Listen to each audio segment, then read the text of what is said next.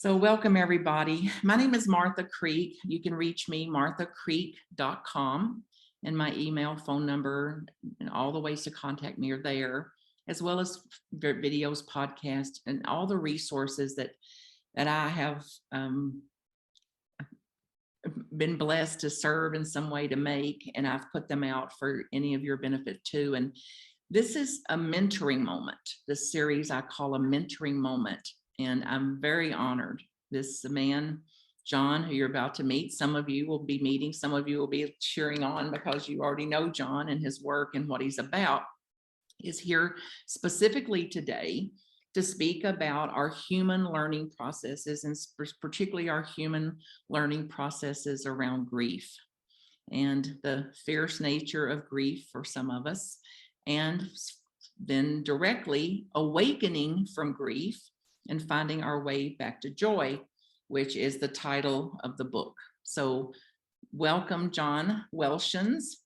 And I'll put in the chat for those of you watching the video, you can see it there. And Awakening from Grief, Finding the Way Back to Joy is, of course, available on Amazon and Kindle and hardback or paperback and that. So, John, thank you for being here.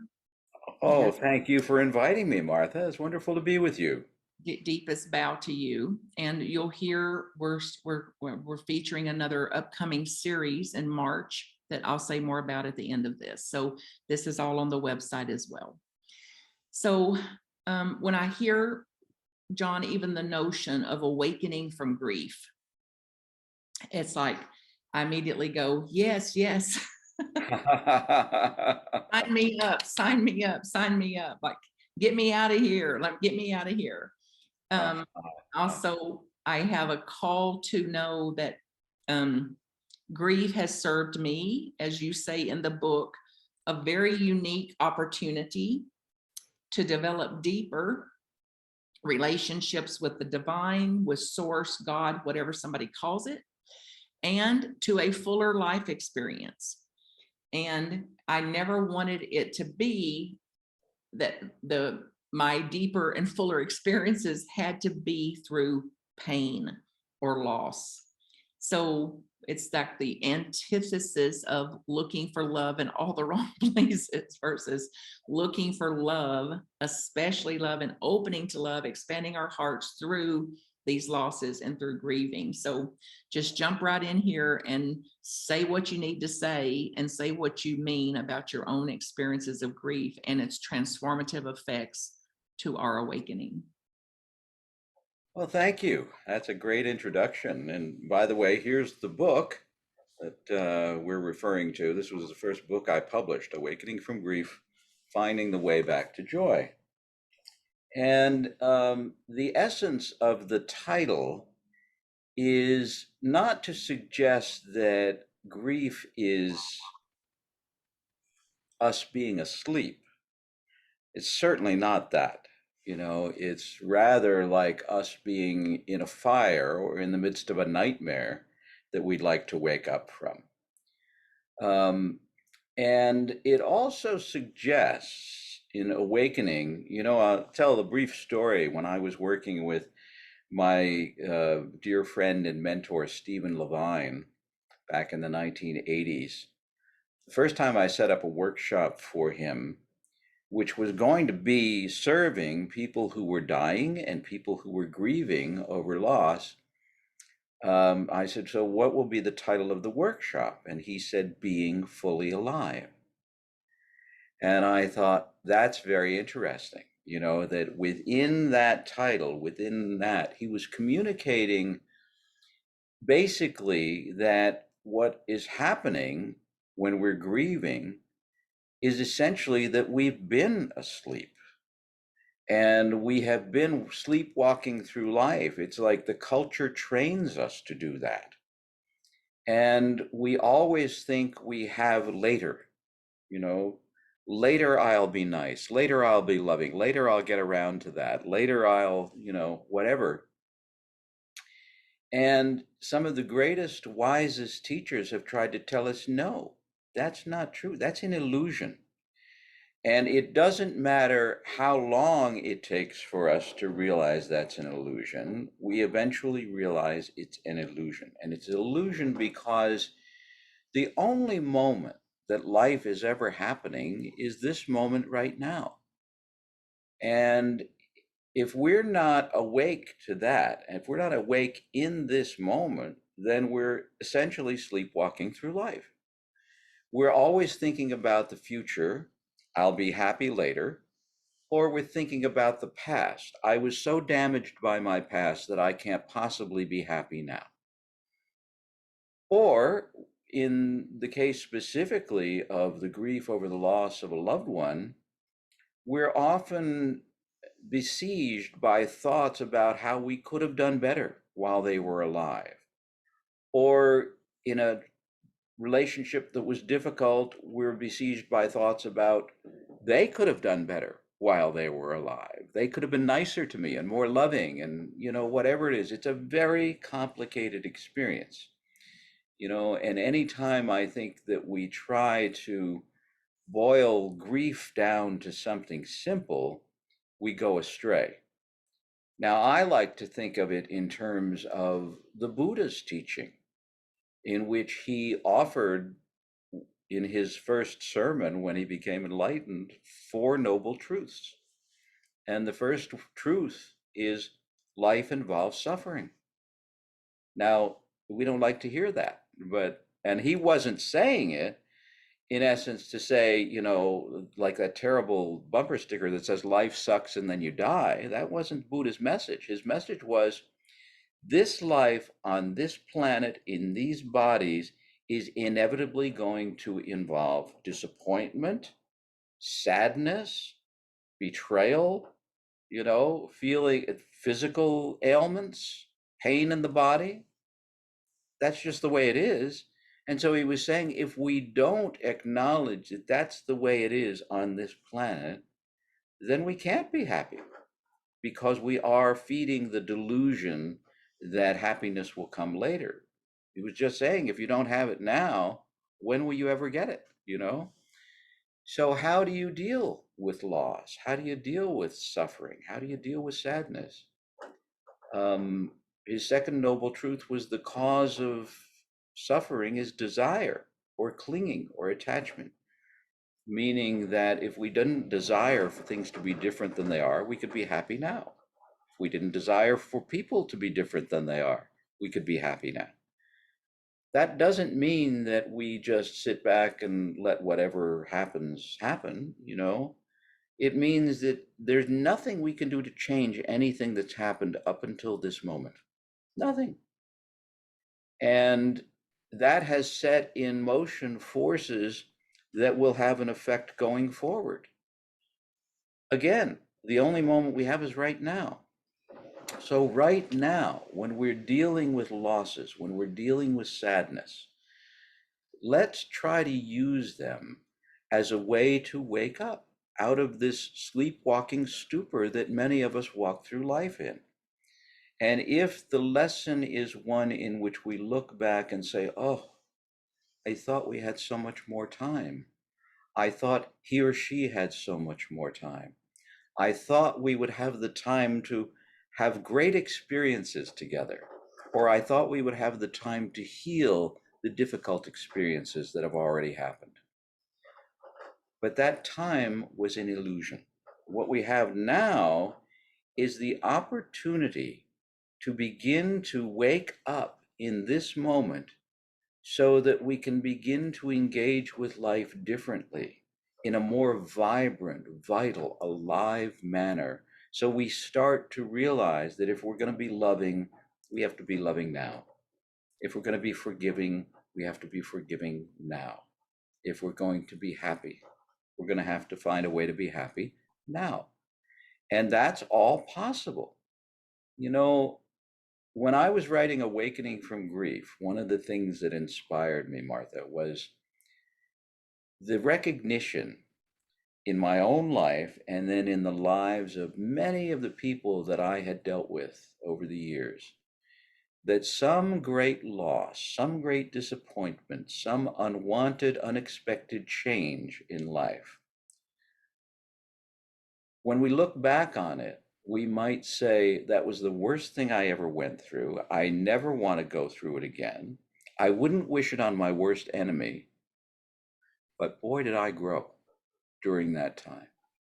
And that's really what the book is about and what my work has been about for the last 50 years, is about how to use the difficult things that inevitably happen to us in life as a way to actually ultimately develop a deeper experience and more fulfilling experience of life.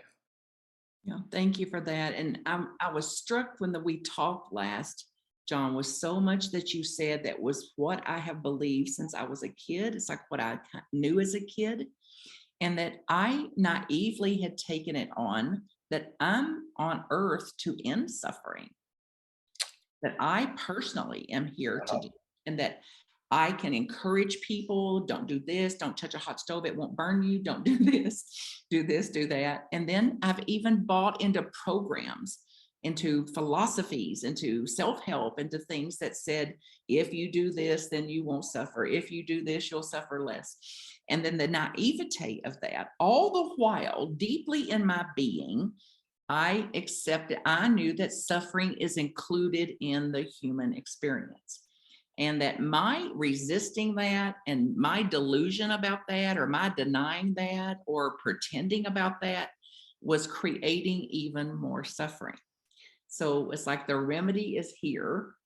And then something, however, that will cause us to like, absolutely not, died before their time, that shouldn't have happened, that's an atrocity, this could have been prevented. I mean, all the madness of the concepts and the belief systems, the BS, and the thought processes that keep us bound up in that. And even in this last loss that I had, I was affected before this girl had died, before I knew that she has died. So she had died. I was in a physical reaction. I was in a physical state that I've never been in before. And no amount of praying, crying, silence, walking, all the things, mantra, surrender, all the things that had benefited me before, that particular day had no effect on this heaviness and this effect that I was under physically and physiologically. And I learned that evening that she had died, and it somewhat made sense to me. Now, I wasn't under the spell of she could have lived longer, should have lived longer, that I know of.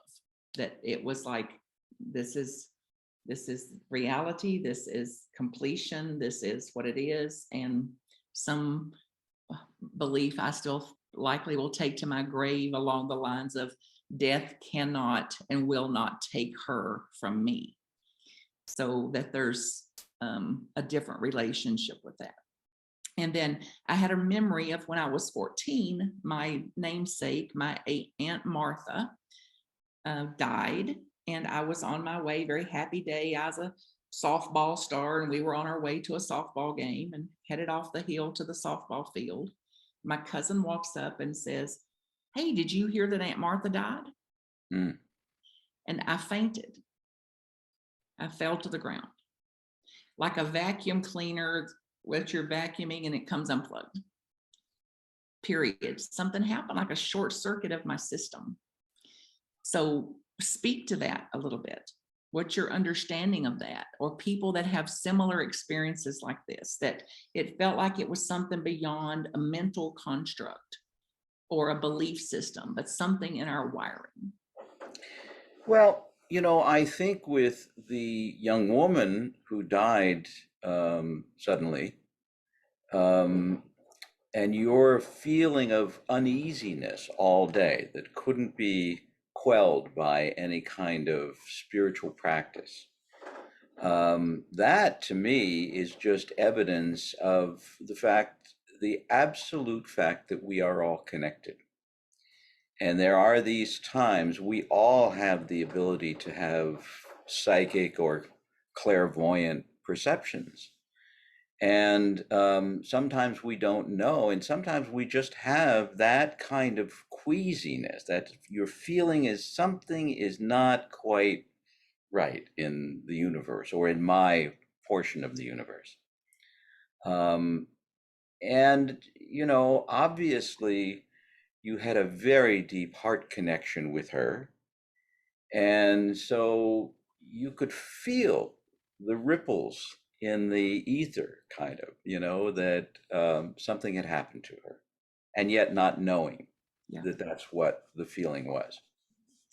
And I think, your explanation about your aunt dying and you hearing the news and just fainting, well, that's, in essence, to me, what happens in a dramatic loss, a dramatic unexpected loss, often also can be the feeling of having the floor fall out from under you, or the rug pulled out from under you. It's like the ground you're standing on suddenly is not stable. And it's kind of like a psychic or emotional earthquake, and a tremor goes through your system, and in your case with your aunt's death was sufficient to cause you to just lose consciousness. And I think that therefore, we're reminded in different ways of the how profound our connections are, especially with the people we love, and how meaningful it is to lose someone, that you would feel this queasiness all day, or that you would just suddenly faint when you heard the news because it's too much for the mind to cope with. You know, there is something we call sometimes in the work with grief that we refer to as emotional shock. And that is that you go into, there's the state of shock that our body goes into if we've had a terrible trauma, which is basically the body shutting down to protect itself, to shut down the system, slow down the metabolism, draw inside to summon the healing forces and healing energies that are inherent in our bodies. Same thing with the shock about grief and loss. You know, it may be just too much for our human mind and our emotional being to cope with at the initial moment that we recognize the loss. And so we go into a kind of shock. And sometimes people will describe that as feeling numb, as being in a sense of unreality, like I'm in a dream, this isn't really happening. We can take all kinds of forms, but I think those are the things that come to my mind when you share the two experiences you just shared. And that seems like that was my direct experience. It's also what I've witnessed in other people, that they are, that there's a disconnect of some sort. Some system is set down and shut down, and there's certainly a limitation of a new limit as to what we're connected to. The other thing coming into this conversation with you, John, that was on my mind is this notion of, and how you've addressed over the years, what you've heard people refer to as I'm brokenhearted. Mm-hmm. My heart is broken. My heart is broke. My heart is broken. I'm brokenhearted. I'll never get over it. So respond to that. Well, there are several things. That's such a great question, Martha, because there are several ways I would look at that. First of all, I would say that something that gets broken, like a vase or a container, a bowl of some kind, or a glass or a bottle, is a container. And when it gets broken, if it was full of something, that winds up all over the floor and there's glass everywhere. But that also has with it the image of openness. In other words, this container held something that is now released, and the container itself can no longer contain in the way it once did because it's shattered. So I would look at that, in India, one of the great teachings that I came across was the notion of our spiritual heart, which is something that in Vedanta is called the Hridayam. The Hridayam is the spiritual heart is seen as light. It's like the essence of light, the light that created the entire universe, that's also in each and every one of us. It's analogous to what we call the soul. And the teaching about the spiritual heart is that it can't be broken, it can't be damaged, it can't be lost. It is eternal, infinite, wise, and unconditional love. Now, to envision, sometimes we just have to hear something like that and say, I don't understand that, I can't relate to it, has no relationship with my experience. So I would just say, if that's how the mind reacts, then just allow for the possibility. Allow for the possibility that this experience of grief can introduce you to parts of yourself you never knew before. And that those parts might be much more profound than anything you've ever known in your own being previously. So then envision the possibility that there is a part of us that cannot be lost or damaged or broken. So, what is getting broken when we say we're heartbroken? Well, I like to think of something in terms of what I would call the emotional heart. So, I came to start saying that we really have three hearts. The first, our physical heart, which pulses and keeps our body fed and alive.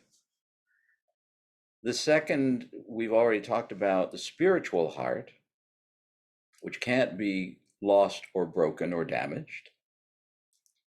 What's in between is what I would call the emotional heart. And the emotional heart is a creation at the intersection of our spiritual, unbreakable heart, unconditional love, and our mind interposing itself on our love. So, what happens is, we all know the experience of thinking we love somebody and then they do something we don't like and we say, well, I don't love them anymore. If it gets strong enough, it has to be like the mind will say, well, you have to completely remove that person from your life because they're dangerous and they'll hurt you again. That's the emotional heart. And the emotional heart is part of our being. It has to be protected to some extent, but let it not serve as a substitute for the spiritual heart, which is unconditional love and unlimited light, and it's always present in us.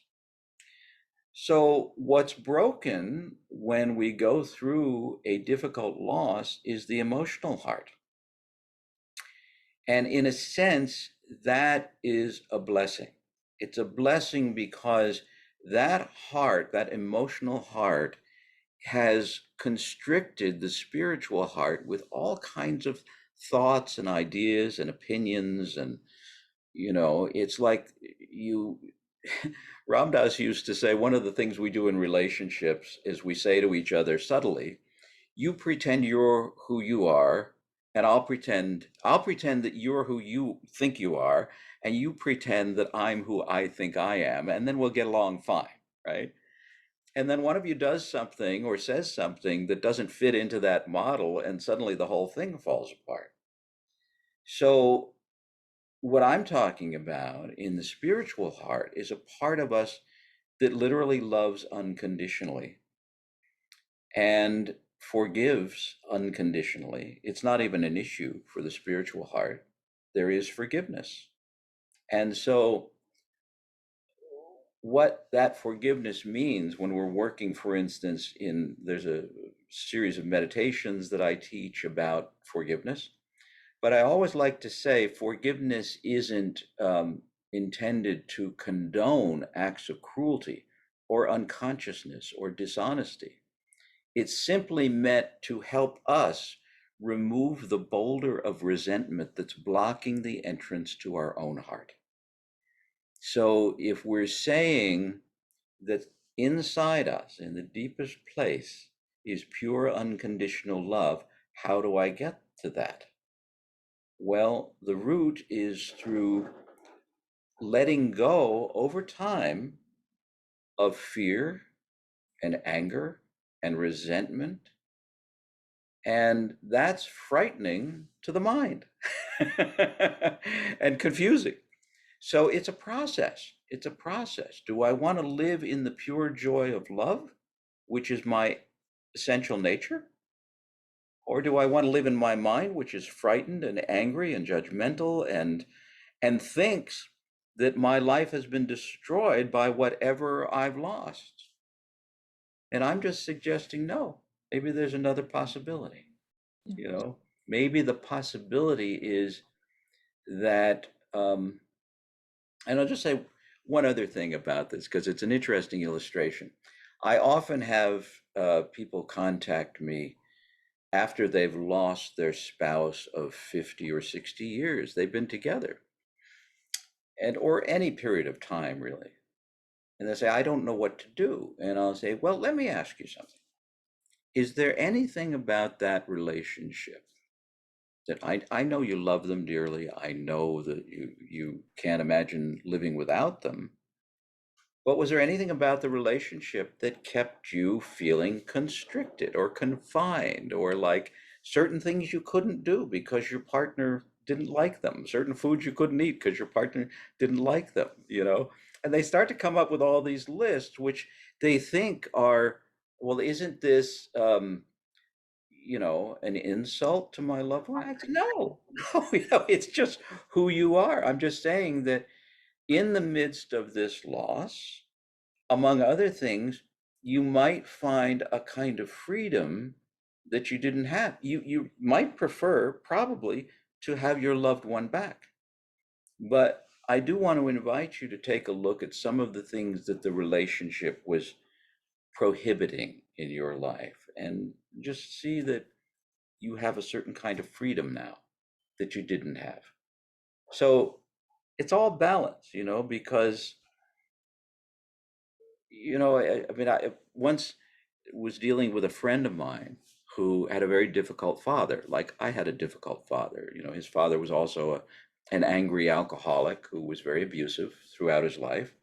He told me this, and then his father died, and suddenly his father had become a saint.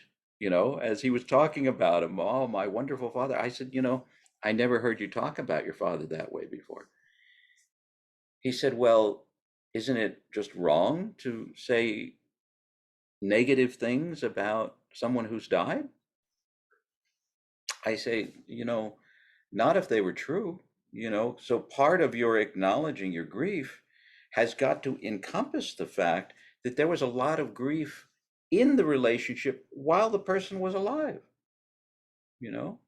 So, but there are ways to work with that after their death too. So, Well, I'll toss it back to you. this has sparked me again because I was got pretty extreme about that, what you're describing, that it was my go-to, even to the extent that when my baby brother Randy died at age 40, I got the call that he was dead. And the first thought through my mind or through my heart was, how is he better off? And the next question was, how am I better off? Mm-hmm. And it was then the audacity of such a thought. And then that this cannot be spoken or mentioned to anybody else because it would be seen as disrespectful or cold-hearted or something like that. Mm. versus no, this was the love of my life. He occupied more heart space that I knew I had. And it was wrought with grief, the journey, the life. It was boogery, and it was both and. And it's part of my own awakening to accept the both and of that, which is what I speak of in most speak of in my terms of my limited understanding of this, that it's both and. And I tease John, that's why people won't let me do their marriage ceremonies anymore, because my vows would be very different. Do you understand? They're going to drive you nuts. It's not going to be 100% bliss. Do you understand? The fantasy and the delusion about marriage is the fantasy and delusion, and that you're entering a human being in relationship. And so you can either pretend, as Ram Dass says, or you can enter the relationship on a base of reality, which will include suffering and wrinkles and crinkles and losses and other things. And that it's part of the journey and part of a path to happiness too. That I'm not going to avoid the happiness I can have and the tenderness and the depth of relationship I can have because of my fear of a loss like that. So you've re-encouraged me today. You've re-inspired me. Like I went pretty extreme with it. That was my first, and then I went back over here to like the world ain't ready for that, or like don't ever say that to another human being, versus get back in the middle of this and to know that there's somebody that has suffered enough to say, I want to come into reality about this. And the truth is, I missed some. The truth is, there was loss. There's truth is, there's grief. There's truth is, that was not all joy, joy, joy either during their life. So you've encouraged me and heightened my courage to come back to the middle of that today. You know, my dear friend Harville Hendricks, who is one of our most accomplished relationship gurus, for want of a better term, a lovely man. And we met a number of years ago and became good friends. And he was the one who said to me at one point, looking at all my work with grief, he said, you know, you really should work with relationships too. Write a book about relationships. And I said, really? And he goes, relationships are full of grief. You know, and he said, you got all the material already. You just have to couch it in terms of not death and loss, but how do you live with another human being? Because that involves a lot of grief too. Yeah. And I thought that was so amazingly insightful on his part, you know, which led to the book One Soul, One Love, One Heart. And yeah, you know, a lot of grief, I tried to boil it down in Awakening from Grief to some simple formulas. It doesn't lend itself to simple formulas, but to just start, is there an all-encompassing something that we could call grief? And I came up with three things. The first was a profound sense of incompleteness. Whatever it is that says, you know, I didn't have enough time with this person. We didn't get to do so and so. I didn't get to say so and so. They didn't get to live their full life. Just on that point, I'll share that one of our friends, Rameshwar Das, who wrote Ram Dass's autobiography, he was like the scribe who wrote it, published last year, called Being Ram Dass. Rameshwar Das's 14-year-old daughter was killed in a bicycle accident. She was hit by a car. While he was on Maui, she was on Long Island in New York. Rameshwar was on Maui with Ram Dass. And he tells this story that he and Ram Dass both just sobbed when they got the news. And then he looked at Ram Dass, and she was 14 years old. He said she didn't get to finish her life. And Ram Dass looked at Ramesh and said, yes, she did. Now that's a pretty far out concept. And Ram Dass knew who he was talking to. They'd been friends for decades and had shared the spiritual journey together. He knew he could say that to him and Ramesh would hear what he meant, which is that however we look at it, no one, when we're born, is given a certificate signed by God that says this is your guarantee of 70 plus years in this body. And if you don't get it, this is who you sue, you know? Nobody gets that guarantee. We're not guaranteed 70 minutes, let alone 70 years. So that all ties in with this sense of incompleteness, because part of our delusion is that we're going to live at least that period of time, and all our loved ones will too. And if they don't, somebody screwed up. Tragedy. So that's the first thing, incompleteness. The second one was a deep sense of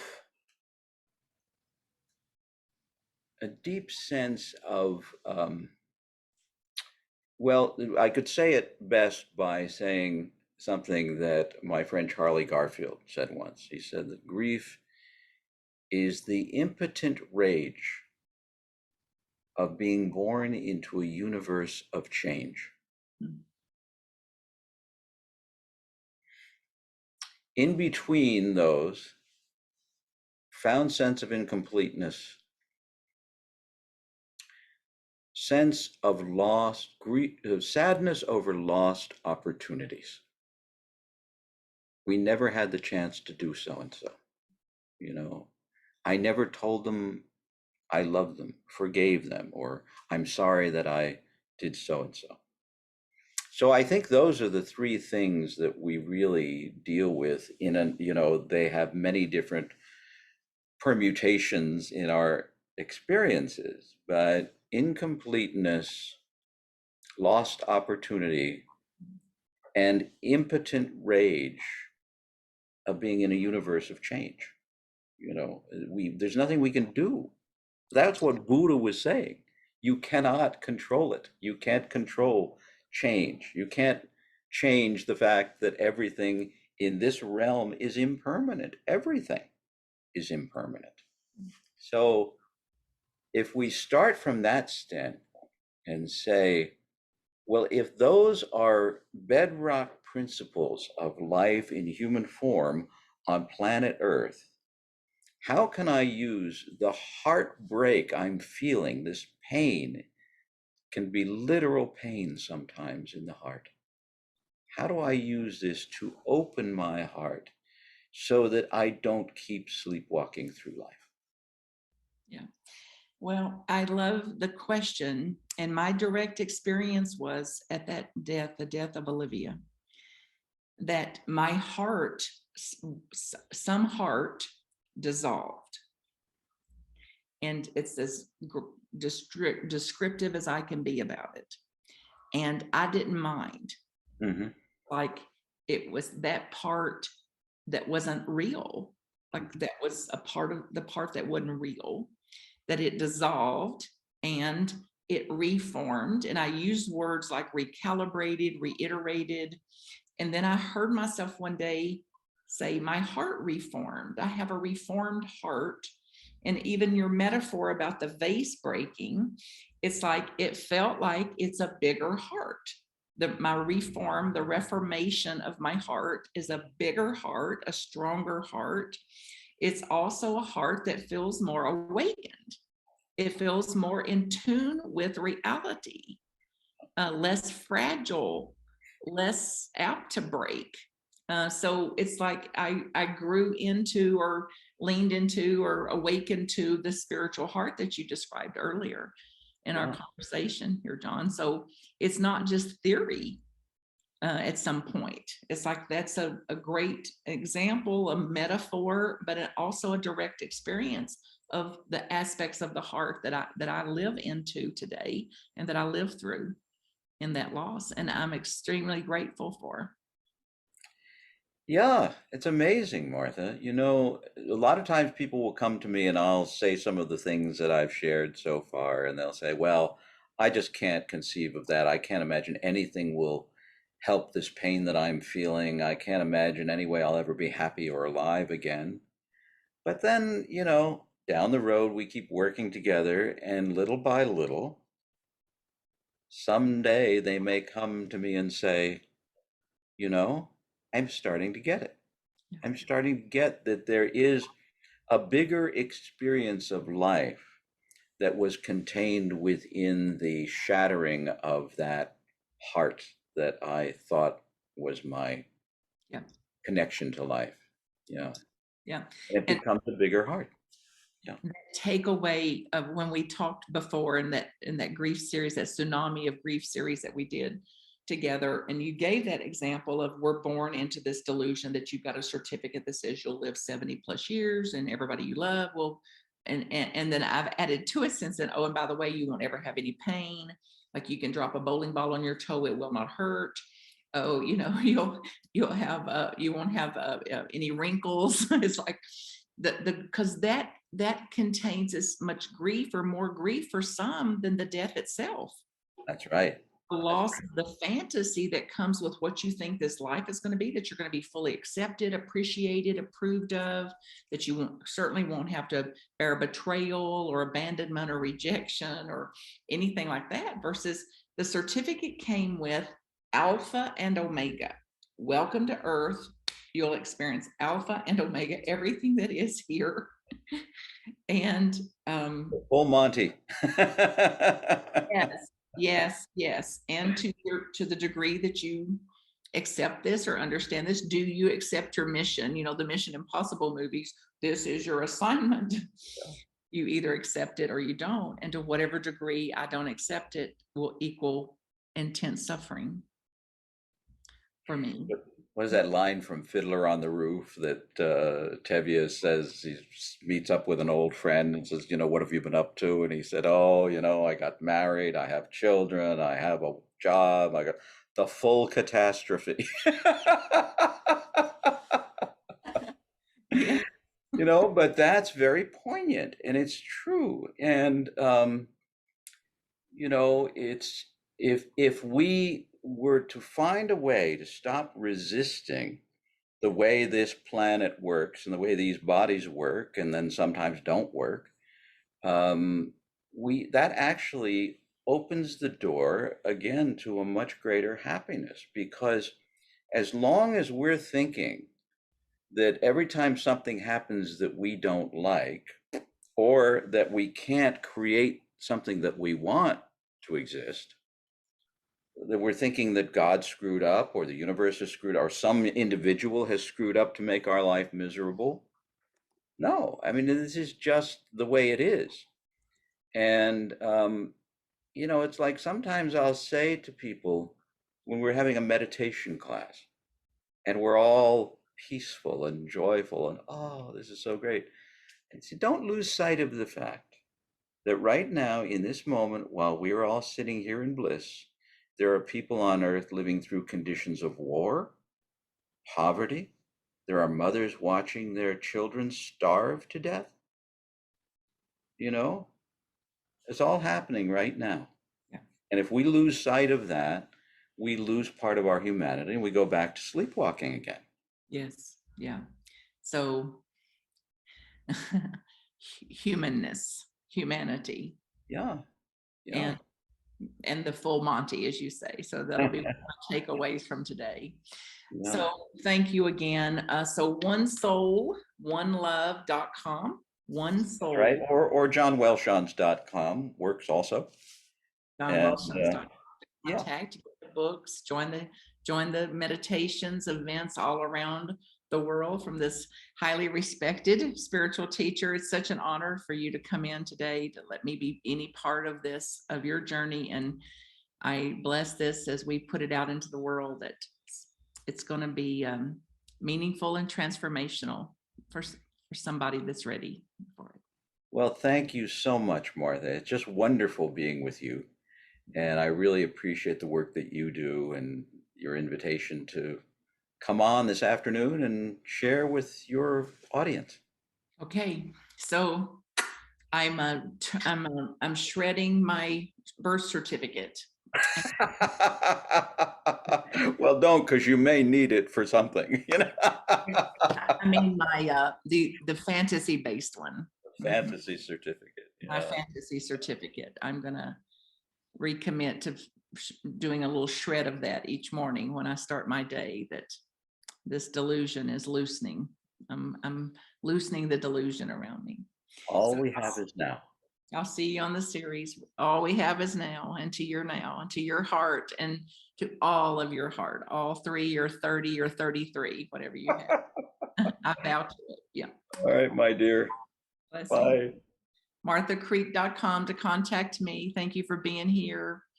God bless you in whatever way you find your awakening, and that your humanity, and that know that that there's so much support from all dimensions here for your awakening in whatever way it comes, that that you know love and that you're loved. Till we meet again. MarthaCreek.com if I can support you. Blessings.